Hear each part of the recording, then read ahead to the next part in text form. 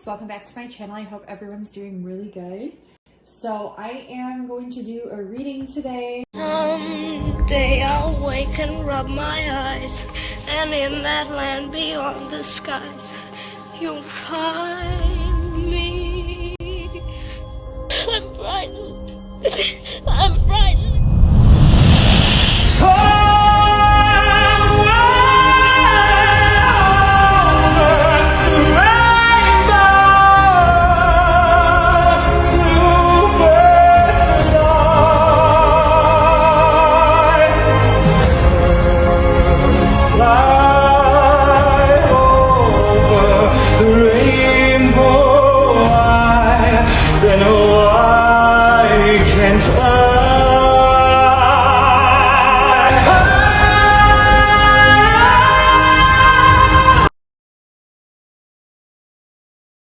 So I am going to do a reading today.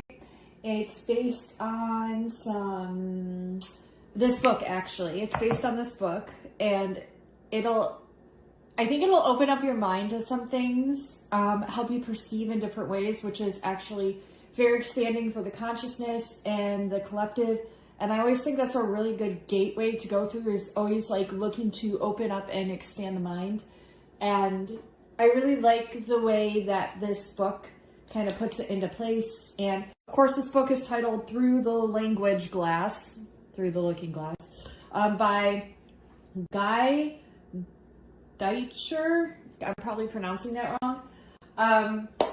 So anyways, this book is awesome because it basically goes to show that even if you think something is a fairy tale or isn't real, it's actually real on multi-dimensional layers and levels. And so, yeah, I want to get into this book real quick. This isn't going to be a very long reading, but it will just kind of broaden the mind for you guys. So the page that I'm going to be referring to here, page 25, and the chapter is titled Naming the Rainbow. Basically, what I wanted to talk about, and I'm just going to jump to the chase, is that this man here, William Ewart Gladstone, from 1809 to 1898, that's him right there. He basically was studying Homer's literature, the Iliad and the Odyssey, and they were basically his Bible, okay, and the second Bible, I should say. And through his studies, he noticed that Homer was describing this perception of color through the mind of someone, or through the eyes, I should say, of someone who had color blindness. Now, at the time where he discovered this, color blindness was not yet a thing. People did not know what it meant.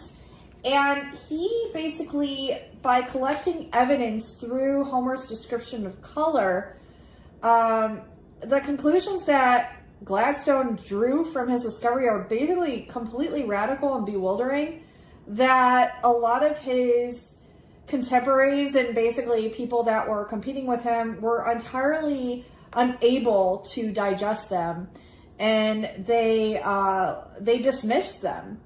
And here he was predicting a lot of things that were to occur basically 150 years later in the future.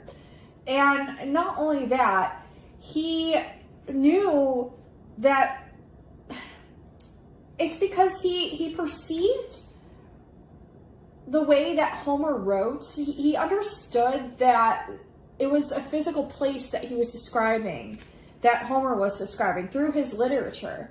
And so, let me just read this how they stated it. So, basically, it was through his studies on Homer and these connections that he made of this circle of evidence through how Homer described color and how it was like not yet perceived by the human mind yet. It wasn't developed yet. So people could agree that it wasn't developed yet. There's also an argument that Homer was actually blind, but that's disproven as well through his descriptions of everything that he saw and how he described it in his work. And it's actually attributed to color blindness. They found out, years later. But that just kind of also goes to show that the perception of color is always developing. Okay, this is a download that's coming through. The perception of color is always developing. It's like perceptions are always going to continue to develop. Even when they become solidified in fact, facts still can evolve. Facts still can grow, and facts still can develop. And also, fiction and fairy tales can become factual evidence. And it's literally proven here, and it's significant, okay? So they stated it perfectly here. Even more distasteful to his critics was Gladstone's insistence that the story of the Iliad was based on at least a core of historical fact.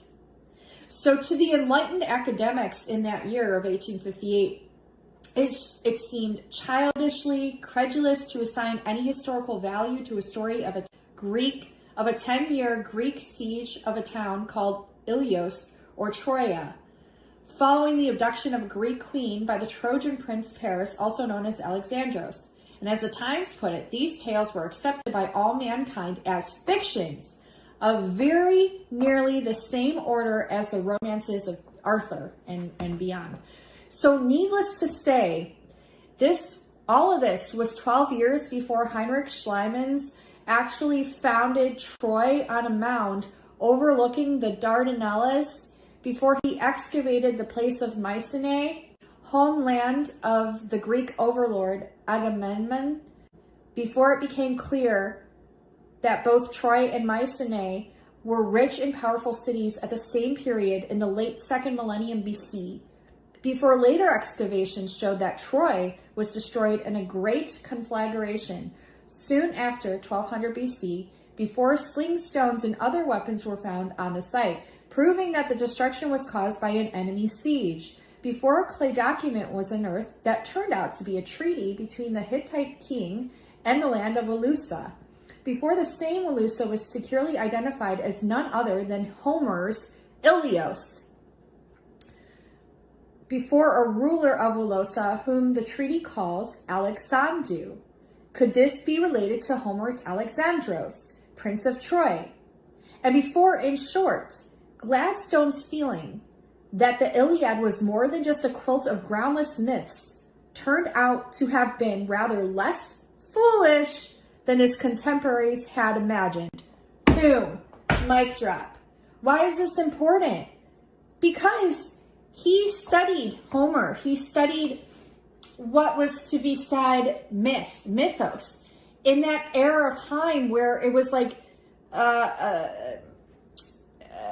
basically this very like strict Christianity, like everything. It was in an age that basically prided itself on its newly discovered skepticism, when even the Holy Scriptures authority and authorship were beginning to yield to the scalpel of German textual criticism. Gladstone was marching to the beat of a different drum. He dismissed out of the hand of the theories much in vogue at the time that there had never been a poet called Homer, and that the Iliad and the Odyssey were instead a patchwork of a great number of popular ballads cobbled together from different poets over many different periods. And for him, the Iliad and Odyssey were composed by a single poet of transcendental genius.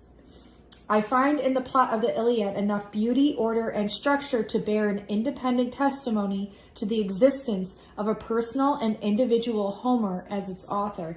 So he knew intuitively that this place did exist within this fairy tale like story, within this myth story, within this fiction story. Okay? And so it just goes to show that the train's going, divine emphasis from spirit.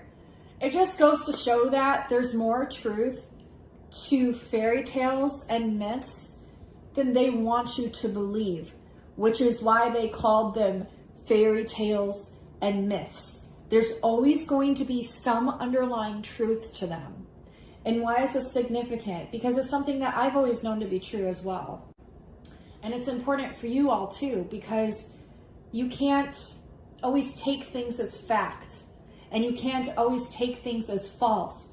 You really have to do your own investigative work, weighing on that, weighing on your intuitive knowing, waiting on divine source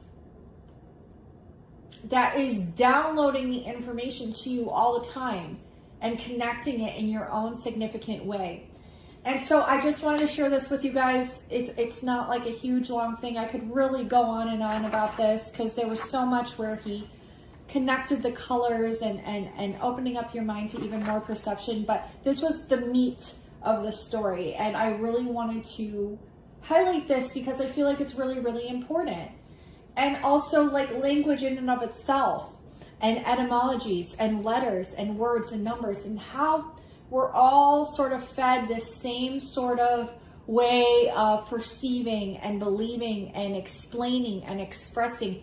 Keep an open mind because things are changing at lightning fast, rapid rate right now.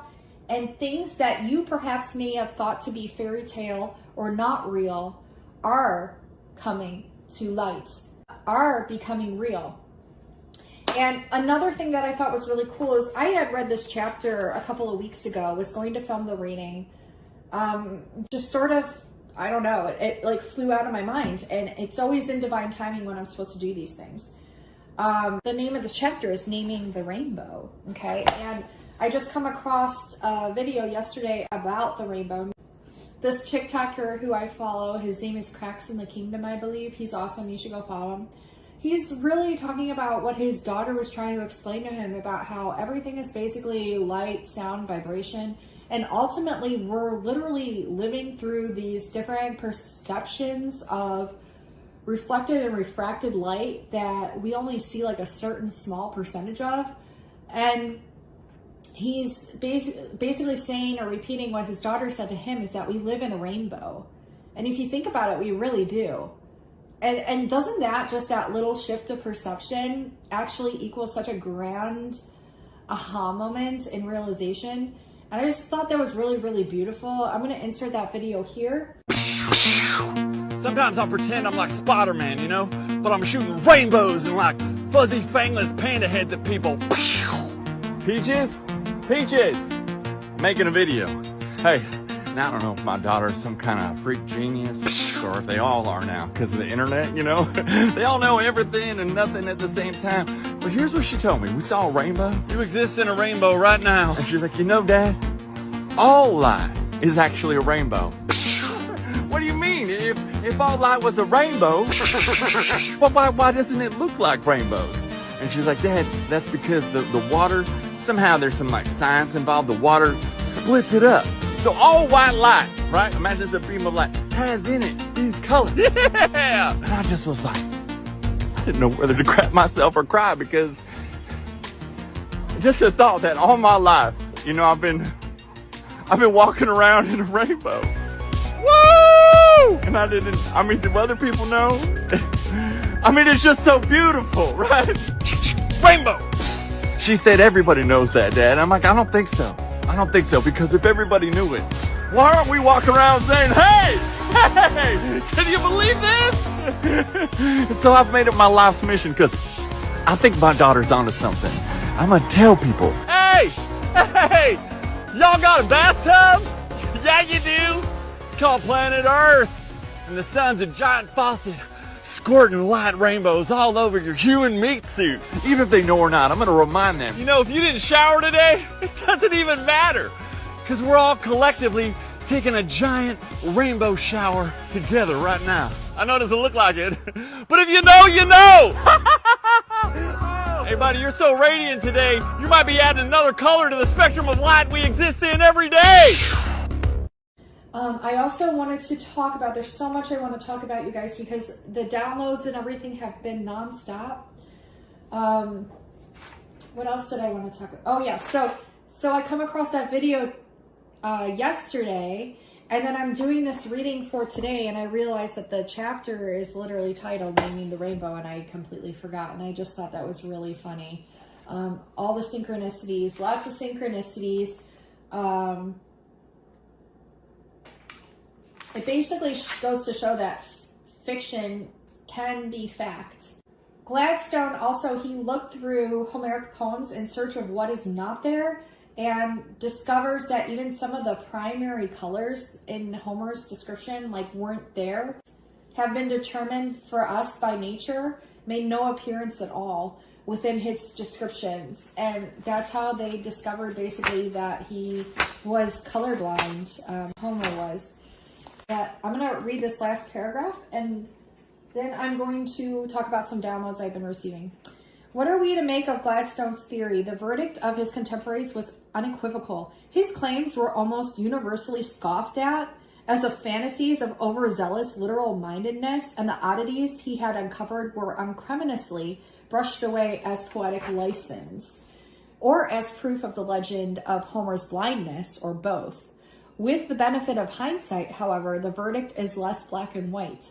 On one level, Gladstone was so accurate and far-sighted that it would be inadequate to class him as merely ahead of his time. And this is like, whoa, because I just posted a post recently about being ahead of our time, and how a lot of people will discredit you and deem you uncredible when you're in fact just ahead of your time. So never like discard people's thoughts, perceptions, intuitive hits, unless you know for your intuition or something really isn't resonating and it seems like really just not okay, just not right. But you know what you intuitively feel, and even question those moments. Like, okay, why does this feel not right? Is it because it's unethical? Is it because of this? Blah, blah, blah, blah. And always allow your mind to go there and ask why, okay? So on one level, Gladstone was so accurate and farsighted that it would be inadequate to class him as merely ahead of his time. Fairer would be to say that his analysis was so brilliant that substantial parts of it can stand almost without emendation as a summary of the state of the art today, 150 years later. He was 150 years ahead of his time with piecing these things together and coming across the evidence before the evidence was even shown up as fact or evidence. So allow that to sink in. It's just very cool. The next chapter is titled A Long Live Herring. Chapter 2. I've been seeing the number 36 a lot. I've been seeing a lot of different numbers. Yeah, so why was he so criticized? Because Gladstone basically committed the cardinal sin of taking Homer too far seriously, but it turned out to benefit him after he was gone because it turned out to be true. So that's why I don't want any of you to ever discredit something or not believe in something just because it's labeled as mythos or as a fairy tale, because there are more truths to those than you could ever even imagine. Trust me, I've been diving deep into this for a while now. We did it with Peter Pan and the 2 stars, second star to the right, straight on till morning, and how it led to the Turnip Atoll and Blackbeard and the Fountain of Youth, which is why the Never Everland boys would never grow up, because they had this immortality. And that was another thing that I wanted to talk about, which is why Spirit's taking me here. I received another download about that, about time. So I found my notes. So a video basically was playing in the background. My daughter was watching it, and it had this crazy reference to time that I had just been talking about the day prior.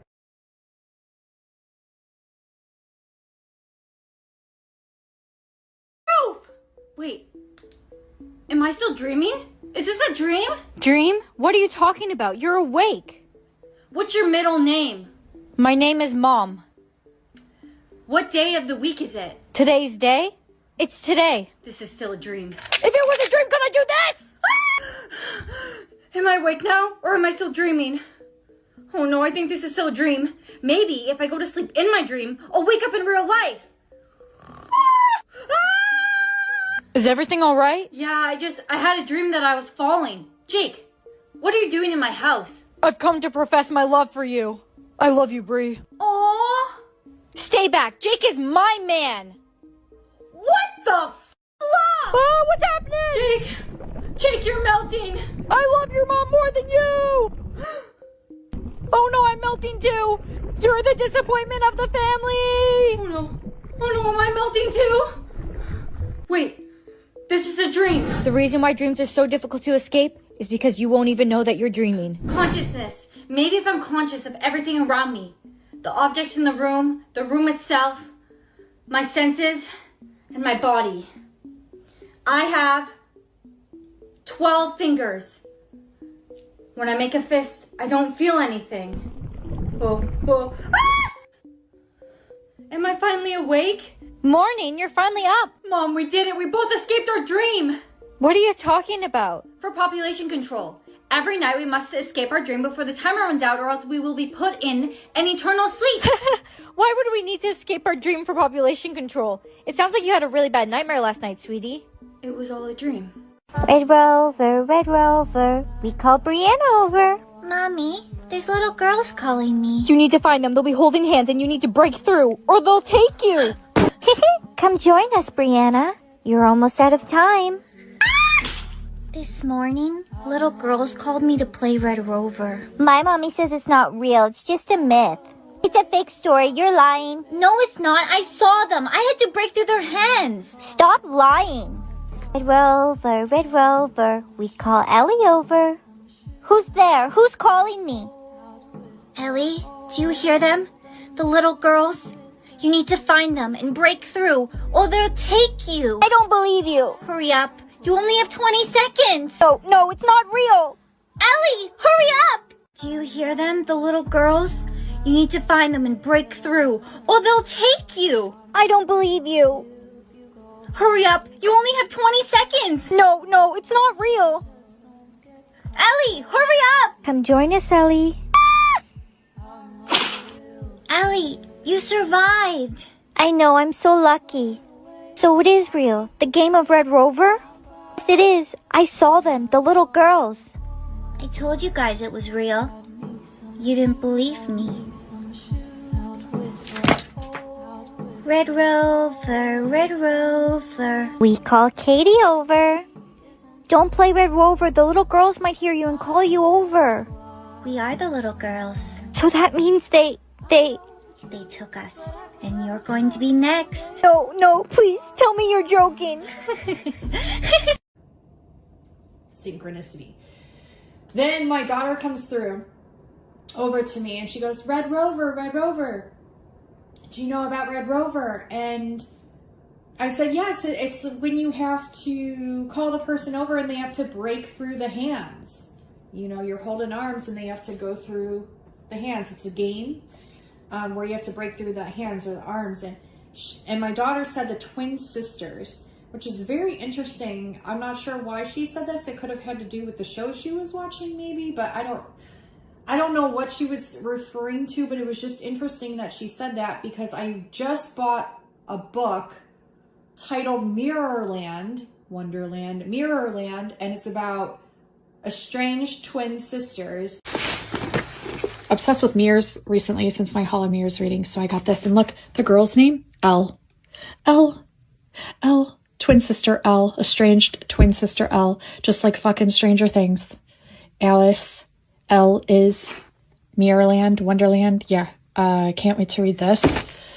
And the one's name is Elle, like Elle from Stranger Things, or Ellis Island, where they changed the names of everybody pre-programming. Ellis Island, Elle is, Elle from Stranger Things is, Alice in Wonderland, Mirrorland.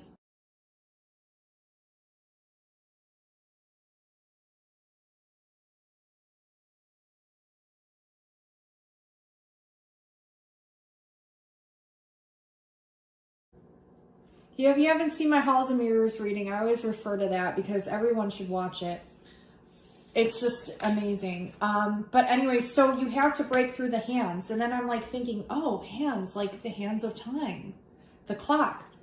She said twin sisters. It's making me think of like twin oracles in the Never-Ending Story, where Atreyu has to walk through the twin oracles. It's making me think Twin Towers. It's making me think all these things, okay? And asked what time it is. Oh, I asked her what time it was after that. And I asked her what time it was. And I had this sudden, like, deja vu moment. This all happened in the matter of, like, minutes. And so I documented it, like, as it was happening. Because I was like, this is really weird. I asked what time it was. I had deja vu. And then all of a sudden the song Down by the Bay came through. And I don't know if you guys have heard this song, but it's the song Down by the Bay, where the watermelon grows, back to my home. I dare not go, for if I do, my mother will say, da, da, da, da, da. But I don't remember the whole thing. But that was interesting. What that means, I have no freaking clue. But it kind of reminds me of the Cabbage Patch Kids. And if you've ever watched any Mind Unveiled videos on YouTube, then you know all about the Cabbage Patch Kids. And that's a whole other story we'll get into later on. Anyways, the thing that I talked about the day prior to one of my friends was about Peter Pan and Captain Hook and time. Okay? If you guys remember in Peter Pan, or if you've seen Hook, it's basically a clock that Captain Hook is running from, constantly running from. So I interpreted this, that it was basically something that was created by the reptilians, that time is a fear-based illusion, a program that's running on this matrix that was developed by the bad, I would say the lower vibrational or the bad reptilians. Okay, because there are some good reptilians. Not all reptilians are bad. Not all hybridizations are bad either. A lot of times, just to go off tangent real quick, you'll have a higher vibrational starseed origin paired with a reptilian origin. They will mate and have a child. And the reason that child was born was so that it could transmute your bloodline, the bloodline of the reptilian side. And also, if you're paired with someone that is reptilian, sometimes you're paired with them because you are strong enough to transmute those lower frequency energies into light. Okay? And like I said, not all reptilians are bad either. So anyways, this was the download that I told my friend the day before this all happened. Reptilian clock. Captain Hook is denying this reptilian part of himself that invented time to control us. He was jealous because we're meant to be immortal kids that never grow up, like the Lost Boys. But the reptilians infiltrated and created time. Captain Hook, jealous, tries to kill them, the Lost Boys, until his fear of his own hook, his hand, hook that he has on people. You reptilians have a hook on people to drain their energy. Okay, so until his fear of his own hook and reptilian self ultimately consumes him, and in turn reproduces his fear he had all along and kills him, eats him alive, like in the movie Hook, or in Disney's Peter Pan, the crocodile, literally, with the clock inside of the crocodile literally eats Captain Hook alive. So ultimately, this creation that the reptilians created will be their ultimate destruction. And it, in turn, was a destruction for everybody else. Except we hold the keys of immortality. And the reason they call them Lost Boys is because we come down here where our memories swiped. The reptilians know this. And so they use that to their advantage to keep us in this loop. And what we have to do is break through the hands of time, like Red Rover. Get it, guys? Like, I was like, ugh. Okay, so, yeah. It makes a whole lot of sense. And so, the reptilian clock, Captain Hook denying this reptilian part of himself that invented time to control us. He was jealous because we're meant to be immortal kids that never grow up, like the Lost Boys, but the reptilians infiltrated and created time. Captain Hook, jealous, tries to kill them until his fear of his own Hook and reptilian self ultimately consumes him, and in turn reproduces his fear he had all along, and kills himself, eats him alive, like in the movie Hook, and in Disney's Peter Pan, the crocodile literally eats him alive with the clock inside. And this is also why Captain Hook throughout the movie, he's killing these clocks. He's smashing clocks, right? Why? Because the crocodile ate his hand. Ate his hand he had in time. It's like he's running from himself, from his shadow.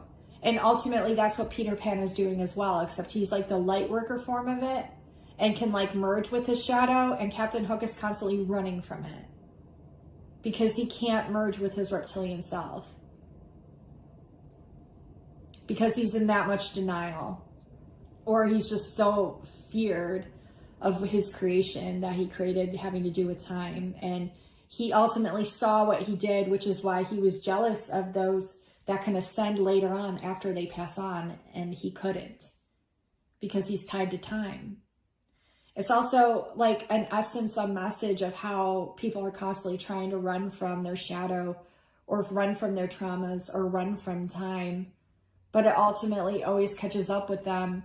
But if you have awareness the whole entire time, you can appreciate the journey and see the ways that you ascend through your soul later on. So it is not it's not an ever-ending death. It's not just an ending story, it's the never-ending story, because you never truly die. You are immortal. Your inner child is as well. And that's why it's so important to connect to that, keep that alive within inside of you.